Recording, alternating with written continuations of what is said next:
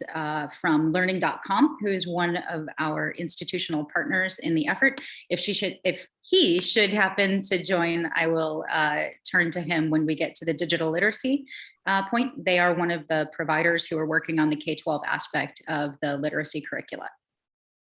All right. Any questions before we get rolling? I think we're ready to rock and roll. Awesome. Okay, so just to give you the highlights of this, the purpose of the Digital Equity Institute is to take a holistic approach to connecting the under and unconnected, paying particular attention to the Phoenix metro area, and to provide a model really for the entirety of the community. Let me make sure here. Sorry, I've got like half of my screen taken up by this. I'm going to move it over to the side. All right. So the challenges that as we've been trying to tackle this for the past year or so, we recognize needed to be solved. And feel free to add more to this if you are familiar with more than are included. We know that for cities and for governments, digital equity programs are tremendously expensive. They require a lot of human capital, a lot of technical expertise, and the ability to address complexity at scale, which is often tremendously challenging. We know that the business model that supports that is broken. It doesn't allow for connectivity between cities and between governments, and so it often limits scale. Similarly, disaggregated demand disincentivizes private and philanthropic investment, which is tremendously focused on scale, coalition building, connectivity, and the ability of multiple stakeholders to work collectively together to address a big problem. And then that sort of leads naturally into the idea that siloed efforts often hinder impact and the ability to scale.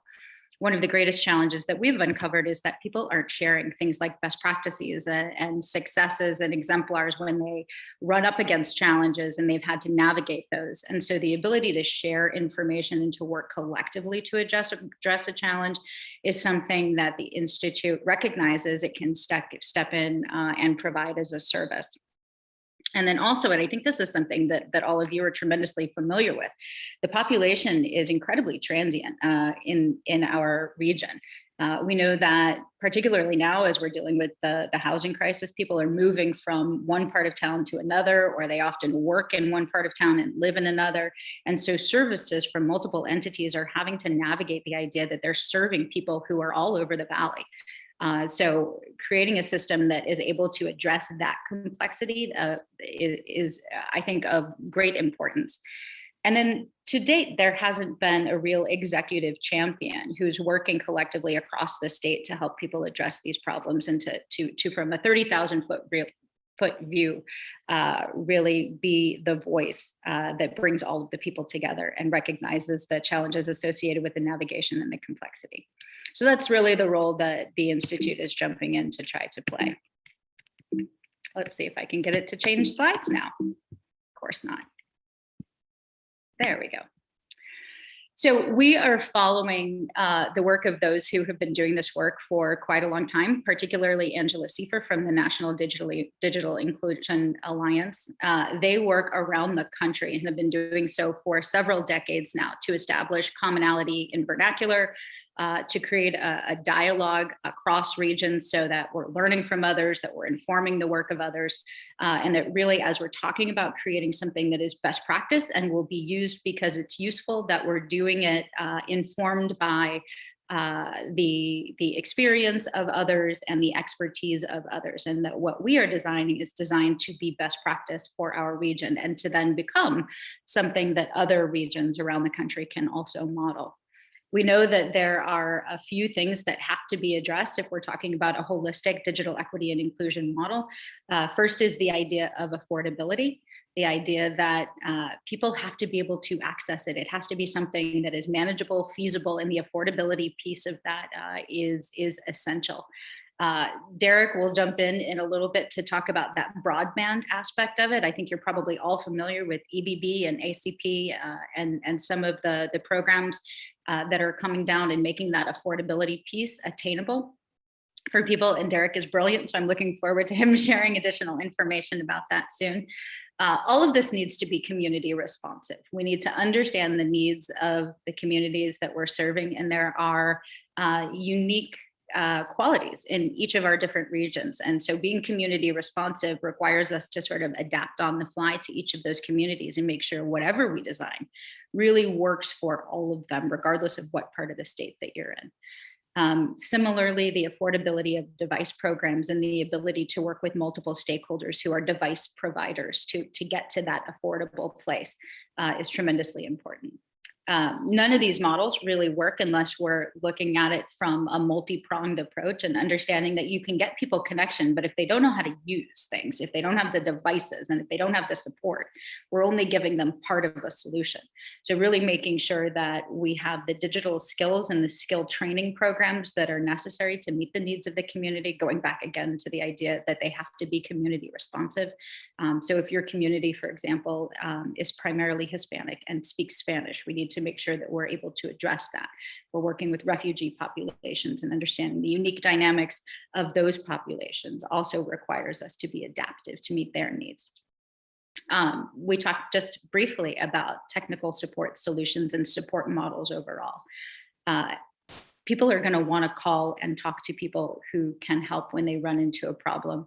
And so making sure that when we get people devices, when we get them connected, and when we provide the skill and literacy training, that once they're there, should they run into problems, which is inevitable, that they have someone that they can call, and that they can be routed to the right person with the right expertise who can listen and help them address that challenge, so that they start to gain confidence and efficacy, and they start to feel better about how they're able to engage fully online.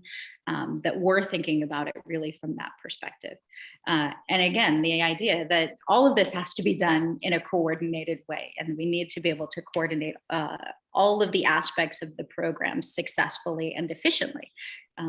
That is the foundation on which we're at least building our approach. We think about it as digital equity as a service.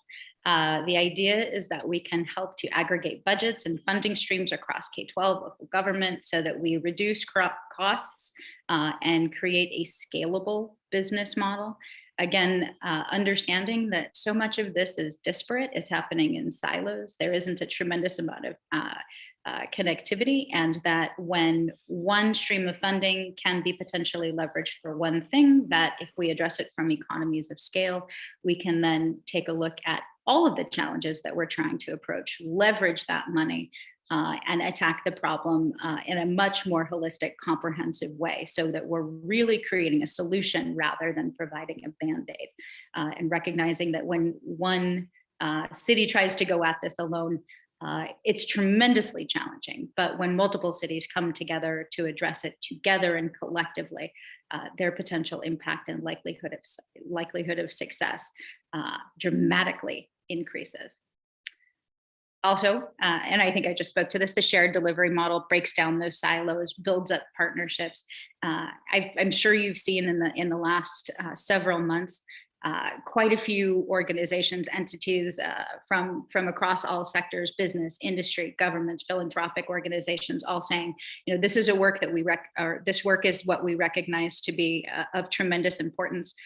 We know that there is money coming down the pike. It is when we work collectively as a coalition that we can start to address all of these things. So recognizing that even players who might not normally work together are tremendously interested in working together on this problem, and recognizing that this is one of those wicked challenges that, should we not solve it, will not only have social impact in the near term, but there will be significant economic impact long term. So we have to sort of think about it from that mindset. Almost everything that I read, see, whether it be funding, regardless of the entity from which it is coming, is talking about equity and equality of solutions. So recognizing that the communities are comprised of incredibly diverse populations, that they come from varying ages of race and ethnicities, of gender identity, gender expression, and abilities. and that to create equity, we have to have systems that really meet those needs and create an ecosystem where everyone, regardless of any of those background variables, has equal opportunity to thrive. So keeping really at the forefront this idea that we are striving to achieve equity in the solutions that we're providing, and that equity lens and that overlay is across all aspects of the program, from the connectivity piece to the skills and literacy piece to the solutions that we're providing via navigators and the support center and the devices that we provide, and really providing for all of you an executive champion that can bring the interests together of all of the interested parties and say, really, what are your gaps? What are your interests? What are the unique things within your communities that you're trying to solve? And how do we make sure that we're not only understanding and listening to those things, but we're building programs that address all of it across the board, so that if there's a solution that we see will likely work in Tempe, it'll also likely work in Casa Grande, or we're creating those mechanisms for sharing across the ecosystem so that everyone wins, and they do so in an efficient and non-duplicative way. We established the Digital Equity Institute, which for I think all the best of reasons is set up as a 501c3, a nonprofit model, and it enables us for lots of reasons to help with funding in a way that other kinds of entities that are not 501c3s cannot. It is grounded in the idea that deep collaboration helps us to address goals. You can see a few of the stakeholders with whom we're currently working. Derek is here from Sun Corridor to talk about the work that they're doing. I mentioned learning.com, who's working on the K-12 side of the literacy.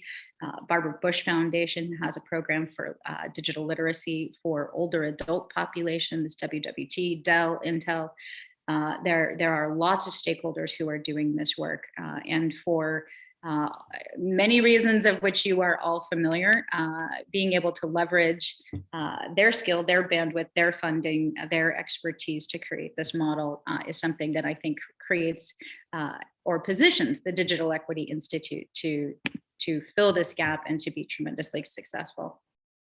Derek, do you really quickly want to talk about the broadband aspect of this and addressing the availability gap?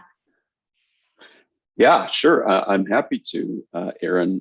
Thanks for that intro. It's profoundly exciting to be a part of something so exciting. But anyway, yeah, as Erin noted in Angela's commentary and her own, broadband it often gets the front seat in some of these discussions. But I love this slide because it's one leg upon which the other elements of delivering genuine equity gets to sit, right? And so one of the first things we have to look at is availability of broadband solutions. And Sun Corridor Network has been engaged in helping to deliver, to explore with communities where their availability gaps happen to be. In some cases, it's just utter lack of providers, and in other cases, it's an inadequate local provider. And so where services exist and where they do not is often the first question we have to begin to address. And then where there are not services, helping communities figure out the best technology solution, and doing that together at scale has proven to be a very good model, we think, for taking this forward. That's a very high level. Does that cover that gap there, Erin? Perfect, absolutely. And so for the purpose of this dialogue, I think it's really important that we share, that we recognize that this is a holistic effort and an undertaking that requires an approach that addresses everything from connecting the unconnected and looking at it from an internet availability perspective, but then also gets at the digital equity piece that I mentioned earlier. And then it is then that we're able to take an equity or achieve equity across the entire region. And Derek's going to talk more about the Edison Eastlake project that we're working on with the city of Phoenix in just a few moments. Any questions so far?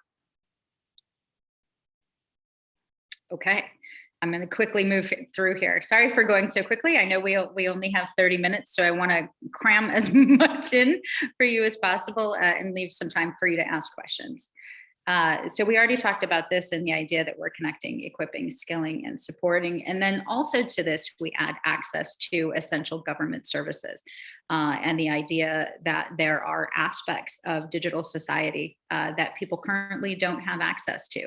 And creating an ecosystem where they not only have access, but they are confident in accessing those services and that they are being pointed to those that are the correct ones that are available, that are part of the systems that you have identified, becomes tremendously important. And it's certainly woven into this as a concept, into the Institute as a concept.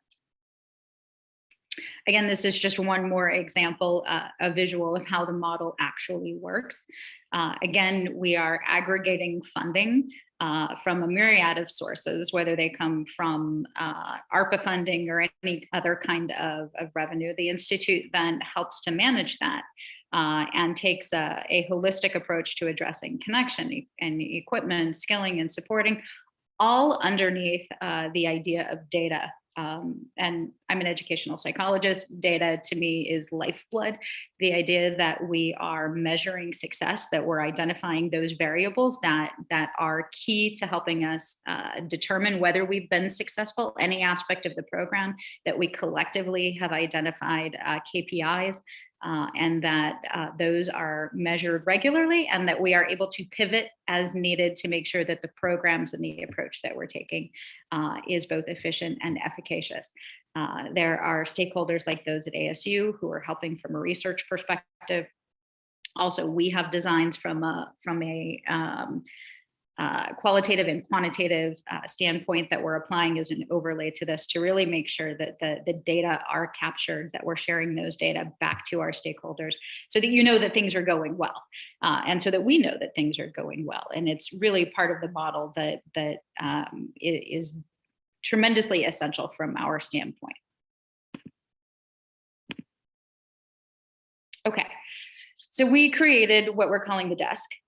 Digital equity success kits, and they leverage multi-stakeholder engagement and economies of scale to connect the interconnected and the unconnected to ensure that they have everything that they need to be successful and achieve their fullest potential.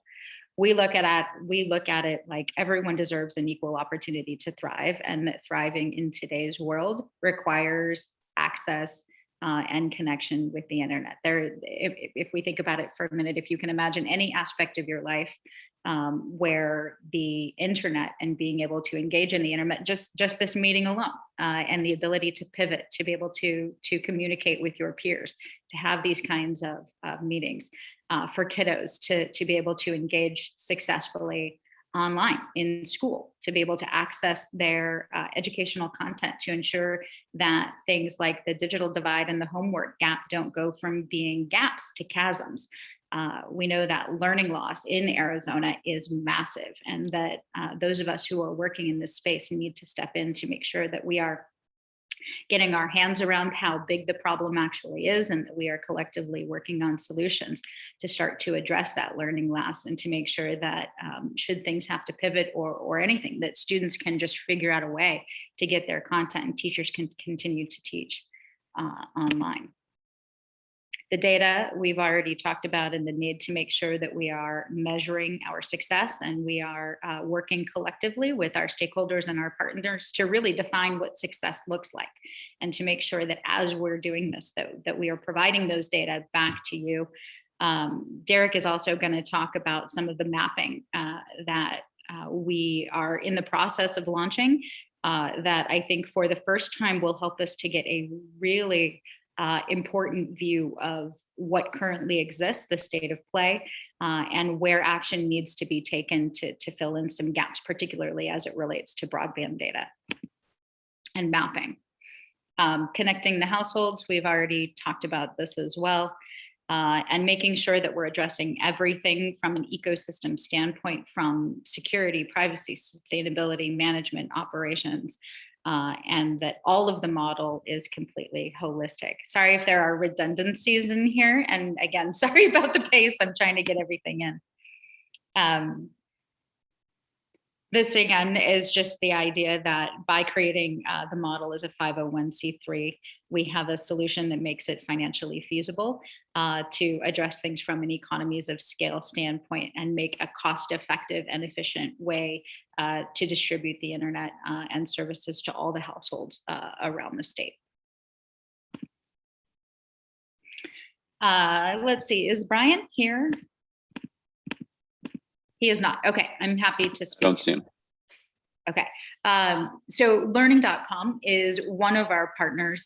They have provided digital literacy training for students around the country, over 1.5 million students, I believe, thus far, and annually have gone through their programs. The programs that they are helping us with are relevant for K-12 learners, but also for the parents of those learners and for other adults. The content itself is STEM focused, obviously, but more than that, it prepares learners to acquire the knowledge and skills that are necessary to thrive in the 21st century, paying particular attention to things like keyboarding and online safety, making sure that when you engage online that you're able to discern whether what you're reading is real or you should be challenging it.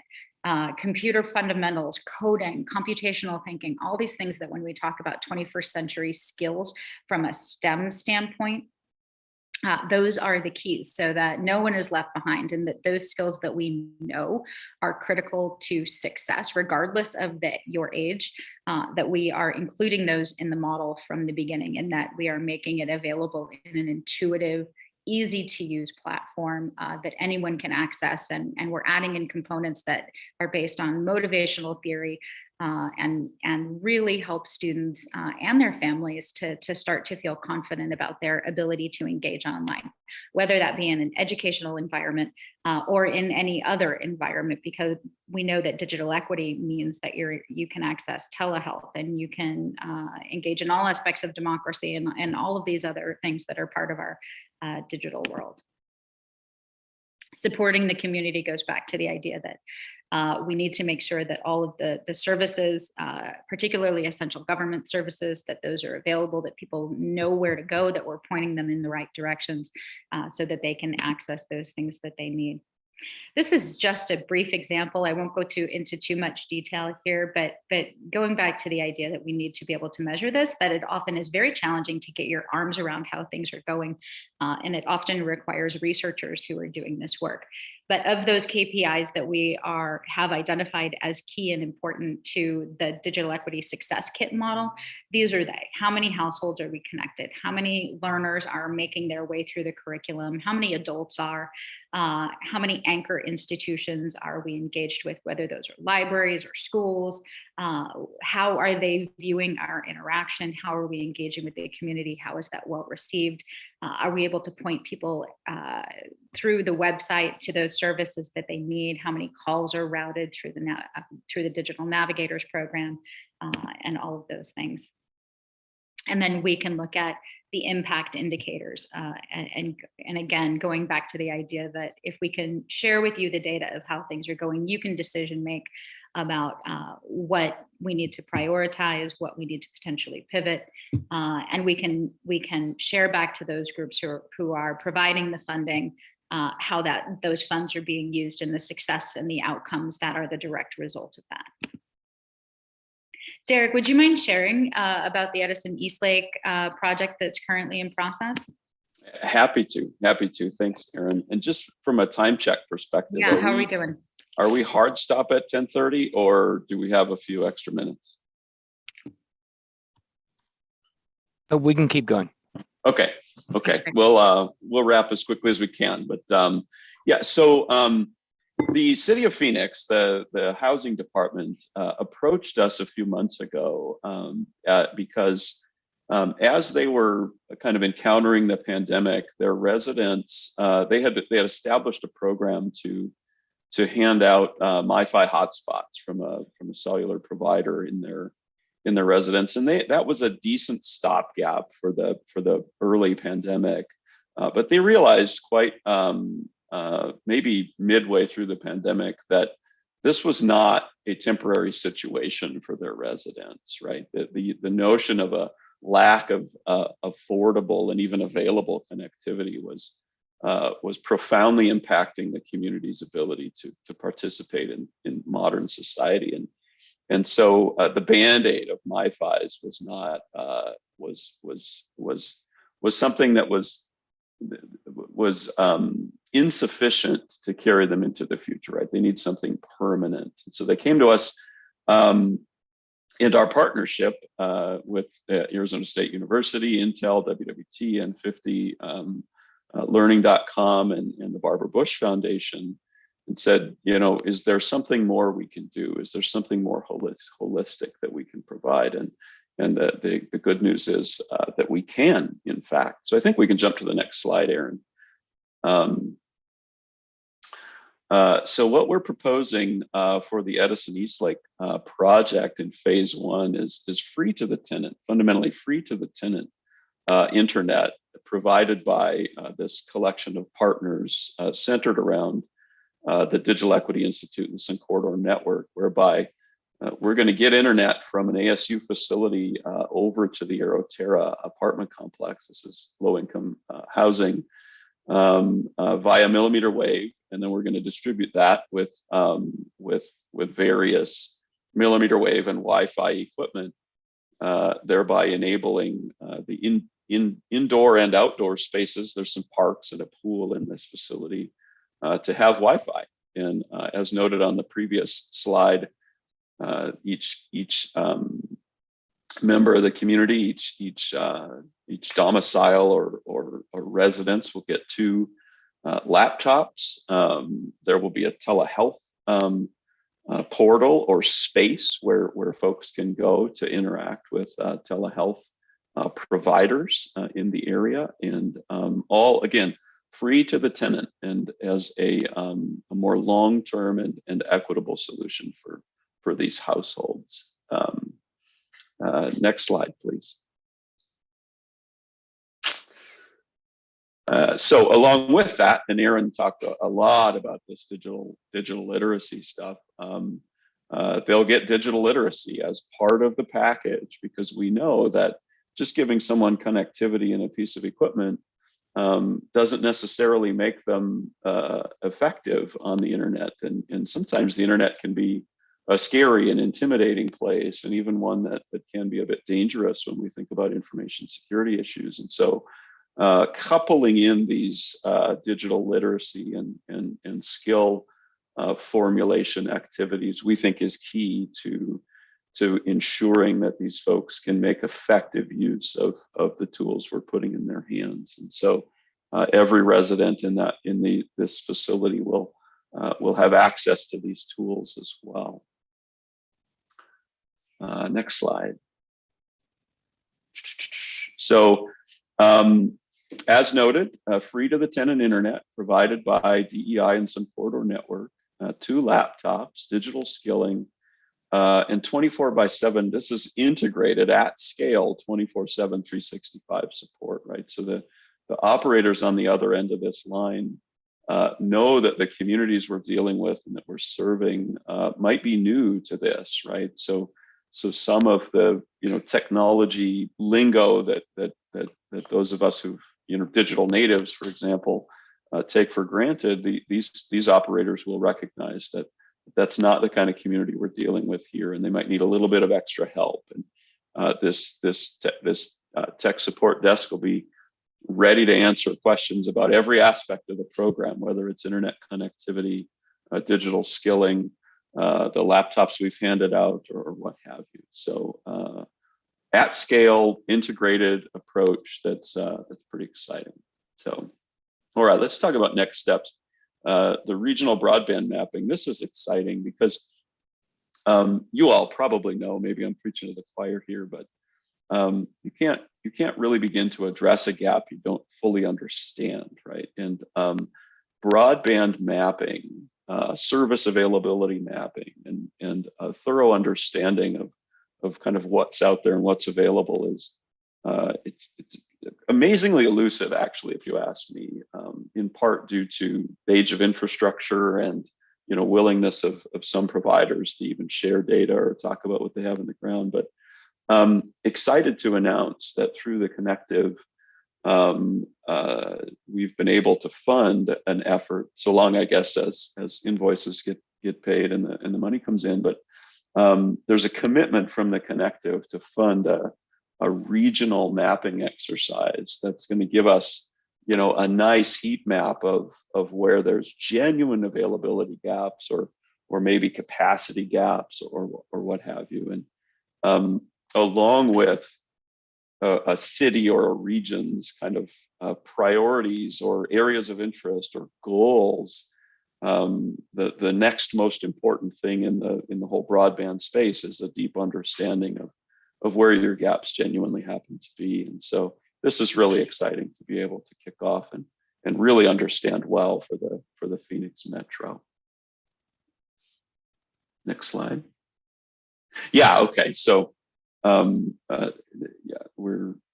it sounds like we're proceeding with this, like the Connective has, that's my understanding at least, Aaron. Is that yours as well? This is funded. It's just the invoices have to get paid. But Yep, exactly. But commitment to fund is there. And so we should have a mapping exercise underway before too long and be able to share the results. And we'll likely need input from many, if not all, of the folks that are at the table in this meeting today. So,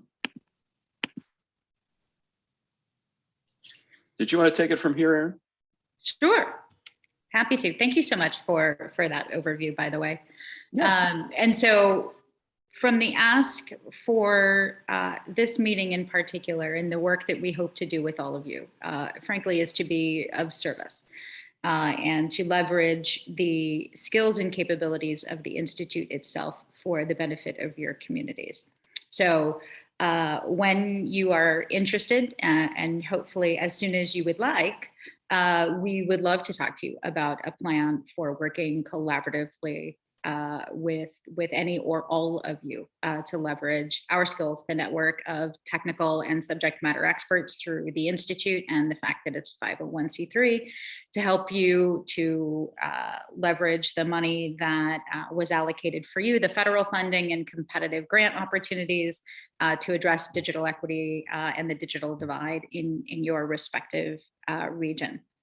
Because it's a contracting vehicle, there's no need for an RFP to begin doing the work. We can add the service that we provide because we came down from the Connective. We can add it to work that is already part of the Connective to do things like leverage the ARPA funds to cover the costs of DEI. And other mechanisms collectively to go after fundraising or to address fundraising to make some of these things possible. And we certainly have sample contract language that we can provide. And all of this, I think, through the Connective and the fact that those relationships are already established makes it simple. Well, far more simple to begin working together than should that not exist. This is the contact information for both Derek and myself. Derek and I work together all the time, so feel free to reach out to one or both of us to set up a call or to ask questions, or if you'd like us to come back, if you collectively have questions that you'd like to ask as a group, we're more than happy to do that as well. And so I'll turn it back over. And if there are any questions right now, we're more than happy to answer them. And again, tremendously grateful for the opportunity to come talk with you today and share the work of the Institute. Hopefully you feel like it can be catalytic for addressing some of the digital equity challenges that we know you're all facing. Thank you, Aaron and Derek. I do have a question. So with regards to the broadband mapping, how are you going to distinguish between actual broadband availability versus affordability? Because both of them are reasons that folks are not able to connect. So how do you distinguish between those two when you're doing the mapping? You want me to take that, Aaron? Yeah, you bet. Yeah. So I mean, I think that requires a layered approach to the map itself. When you think about mapping, right, that's a kind of a two-dimensional perspective of a geographic area with data elements. And I mean, one data element has to be existence of opportunity, right? But then the other data element has to be affordability of those elements, and really even scalability, right? Because and where affordability is an actual number, right? If you're getting service from a provider, how much does that cost, and how scalable is it on a per household or per business basis? And so lots of metadata to collect in that ecosystem. But and then the other thing that's a bit subjective about an analysis like that is that affordability is relative, right? And so that's where the sheer numbers come into play. And I didn't mention this while we were presenting, but the Affordable Connectivity Program from the FCC, kind of the permanentization of the Emergency Broadband Benefit Program, or the EBB program, is a program that will be available through the ISP portion of what we're doing here. And so that can help make a service that is perhaps unaffordable to some a little bit more affordable or a little bit more accessible. But I think you have to collect as much of that data as you can. It's not just about, is there wire in the dirt? Right.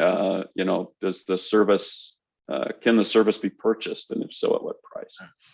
Yeah, no, I appreciate that, and even the make it a little more affordable for some doesn't help others, right? Because there are people, I mean, there are segments of the population can't afford anything, and so they're going to require free connectivity. And I was just basically throwing that out there because all that needs to be captured. Are there any other questions from the membership? Yeah, Travis, I have a question. Sid.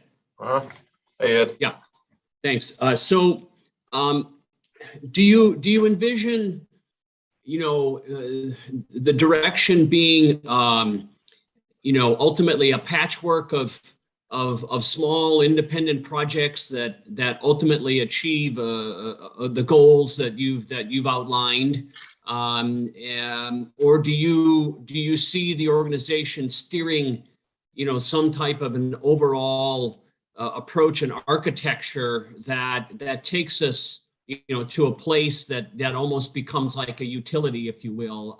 Your last slide about working with the entities to leverage their funding and all of that implied to me that you're looking more to steer us all towards a common goal, but not necessarily a common platform and that kind of thing, which then leads to some complications in support and those kinds of things. So is the vision we're going to get there however we can? If we end up with this patchwork of various projects and independent approaches, it's okay, because then everyone's kind of sharing in that? Or do you in fact envision that ultimately, if we look down the road 5, 6, 8 years, that we've got a utility service, if you will, run as an offshoot of the institute that is providing these common services and platforms? How do you see that? Derek, you want me to take the first part of that? And then I think there's absolutely an aspect for you too. I think the latter. Absolutely. So I see it as a holistic solution for the entirety of the region that is working to find efficiencies where they exist for everyone, and a platform that can be adapted for use by everyone, but we're really creating and leveraging best practices that we know can be applied rather than a patchwork model. Because I think the way that you just described it and the challenges that one thinks of in a description like patchwork, that doesn't really imply solution. And so we really, in thinking about the model in all of the dialogues that we've had with stakeholders and subject matter experts, we believe this to be something that can be a model that works for the entirety of the state. And it's just from an economies of scale perspective, making sure that we're leveraging that to its fullest capability to create a solution that works for everyone. And then it is those pieces that are the community responsive elements, the human to human elements that need to be differentiated on a per community basis, but there are absolutely efficiencies that can be found and scalable elements that are woven across the entirety of the program that then enable that deeply human community responsive piece to happen on a per community basis. Derek, do you want to add to that? I don't know how I could. I mean, you described it very, very well, right? Much of this activity relies upon, trust that's built up in the community and kind of leveraging that trust. And so the trust framework, whether it's a community organization, a church, a school, local government or what have you, like that's going to look a little bit patchworky, right? Because those are the organizations that these folks, go to for assistance and trust for assistance, and so we need to leverage that.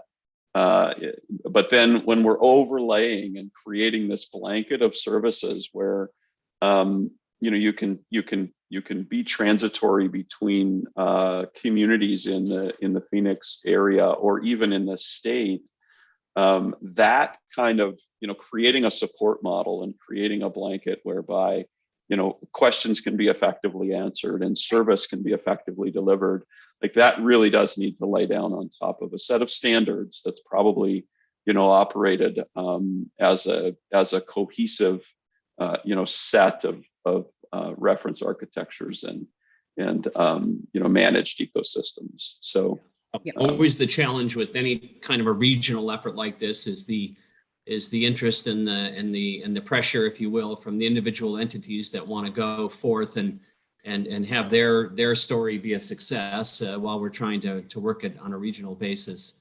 Yep. A couple of quick comments from me. First of all, it's an excellent presentation. Thank you. Appreciate the data approach and that whole scenario. I think this is really important because this is not a Friday afternoon kind of thing. This is years and years, maybe decades to get there. And so you've got to be able to show that you're making progress and you're measuring and that in fact we're gaining ground on this. Otherwise you are going to have the pressures of the entities trying to spin off that I can do it faster. I'm not going to wait for you guys kind of things. Right. So I was very encouraged by that scorecard approach. So good show. Thank you for the presentation. It was excellent. Absolutely. Good luck. Yeah. Thank you. So we're at 10:47. So I don't know that we have very much time for other questions, but if there's anything else compelling that somebody'd like to ask, let's do that and then we can move on. Hey, right quick, this is Ty Howard, City of Mesa. So it was just kind of brainstorming. I know Travis challenges to brainstorm and thinking, like a lot of third world countries are using smartphones as their vehicle. And I saw you have that portal, that kind of gateway. And I just did a quick Google, is there value? Because the education isn't just having the home laptop, for the underserved, is actually having that mechanism with everybody else to make calls and communicate back and forth. Is that potentially a vehicle as opposed to just here's a computer in your home? Could you just set up, and it seems like there's kits to set up where you can convert your smartphone to the computer and then you can actually have cellular, just brainstorming and throwing it out there. Like, is that mechanism, is that gateway a laptop, or is it really accessing your portal, or is it really a phone, a smartphone, which there's so many of those that just become out of date that are just sitting in drawers. So is that is that supplemental, I guess, to what you're doing? Derek, I think the crux of that question is for you. There's an aspect that I can certainly answer. But from a connectivity standpoint, which is I think where you were going with the question, I think that's a great question for Derek. And then I can address it from a literacy standpoint, which it is preferred that the delivery mechanism for education be on an iPad or a laptop. from a learning perspective, it is far more challenging, particularly for kiddos who don't fall within a typically developing range, to access on a screen that is bigger, that has all of the accessibility features to engage in a way that's more visible, all of those things. So it is preferential to have the device. There are other things that are precluded from groups that don't necessarily have apps that work across all platforms, or don't have a web app version, or maybe it's available on an Android but not on iOS, or so from a literacy standpoint, the preference is for a laptop, and I think our device providers fall into that category. But Derek, there's another piece of this that really falls under your purview. Yeah, which I assume is the connectivity piece, and really the short answer there is that there are federal programs that help to subsidize, cellular accessibility.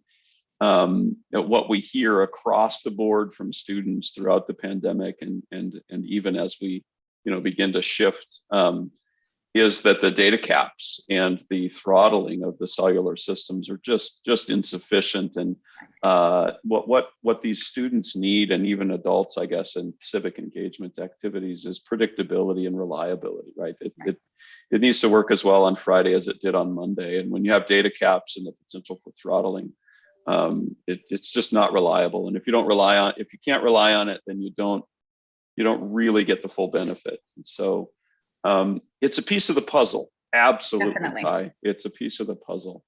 But from a device perspective, Aaron hit the nail on the head there. The form factor is the bigger form factor, and the more accessible form factor is much, much more effective for learners in particular from an engagement perspective. Hope that helps. Awesome. Well, thanks again, Derek and Aaron. Great presentation. We have your contact information. If folks have additional questions, we can just put them in contact with you all. And with that, Craig, let's move on. Thank you. Thanks again. Bye-bye. Bye-bye. So we got the committee roundtable where the committee will participate in a discussion, on current regional and local issues and solutions related to IT and the COVID pandemic. And so if anyone's got any topics they'd like to toss out, now's the time to do it. This item is for information discussion only. Travis said again, I would go up, stepped on somebody there.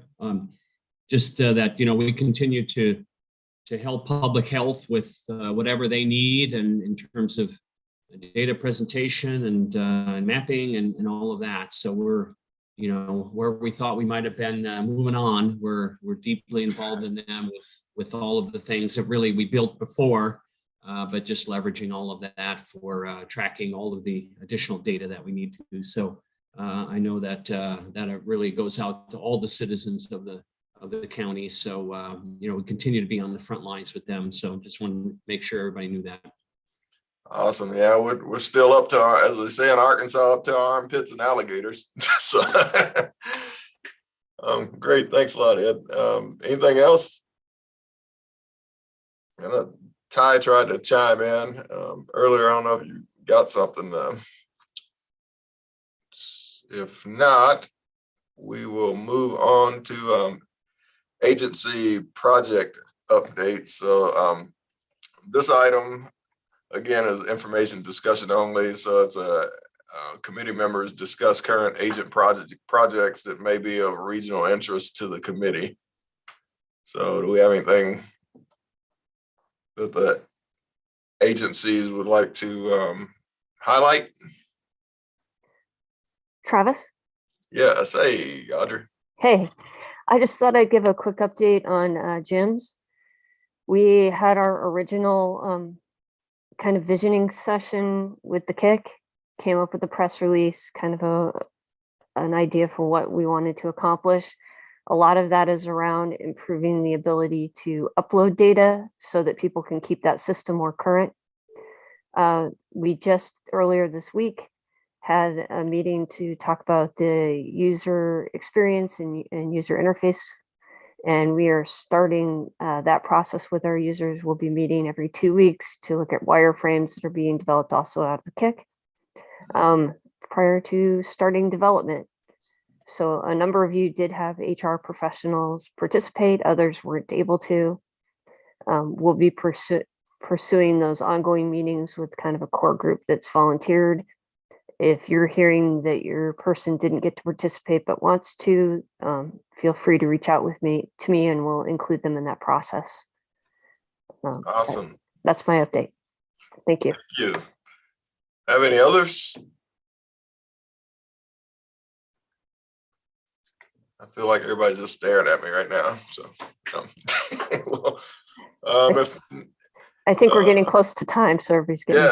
Yes, we are. All right. So request at this time for future agenda items, anything that we'd like to hear about during our next meeting or subsequent meetings.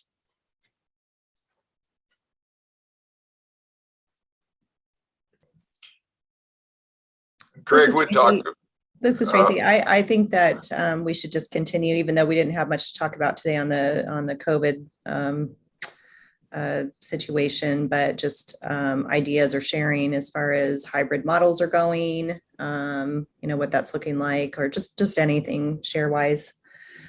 It seems like every day somebody wants something different, and just would like to hear from other people on what they're experiencing, or if they've developed any IT policies with regards to hybrid models, taking stuff home, et cetera. Absolutely. That's great. And kind of to tag on to that, the support, I'm sure everyone's struggling like we are with hiring folks and that. And I'm just wondering if at some point we don't have a discussion about how to help each other out with resources. You got West Valley agencies in fairly close proximity to each other that might be able to do something like that, and then East Valley, and I think that'd be a worthwhile discussion at some point. Yes. So, Travis, this is Justin. I would support that. I know that on the West Valley side, meeting just with Jeff and even up with Surprise, there's definitely desire to definitely collaborate more. I worked with the city of Litchfield Park on some of their IT strategy, as well as they're just getting that up and going. So I think that could be a good discussion in terms of regionally, what others think we could be doing differently or better to support one another. awesome. Well, cool. We'll capture that. Yeah, I'd add into the mix there any advancement in HR policy around telework and what is permitted. The one that seems to be rattling around over here is out of state work and that kind of thing. So anything that's happening with those kind of HR policies, I'd definitely be interested in. Absolutely. You say advancement, it seems like we've got some regression in some areas in the HR policy. I believe we also had supply chain. I think we were going to have Gartner come and talk about what's going on with the supply chain and when that looks like it might loosen up as well. Yeah, that'll be the March meeting. We've already got them scheduled. Awesome. Well, good deal. So Craig, can you please summarize any task assigned during the meeting? Okay. Oh, actually, Audrey just covered what I was planning on saying. We do have the March agenda well underway. We had a few suggestions at the last meeting. Ed suggested the supply chain, so we worked on that. So we are covered for next meeting.